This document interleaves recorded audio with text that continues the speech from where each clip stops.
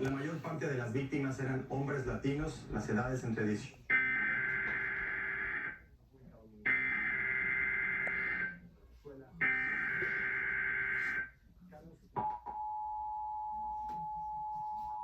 This is the coordinated monthly test of the emergency alert system equipment. If this had been an actual emergency, you would have received timely emergency information. This concludes this test of the emergency alert system.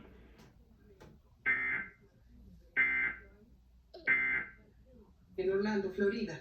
Ella solo quiere que le regresen su cuerpo. No, ayúdenos, apóyenos, somos humildes. Ay, Señor.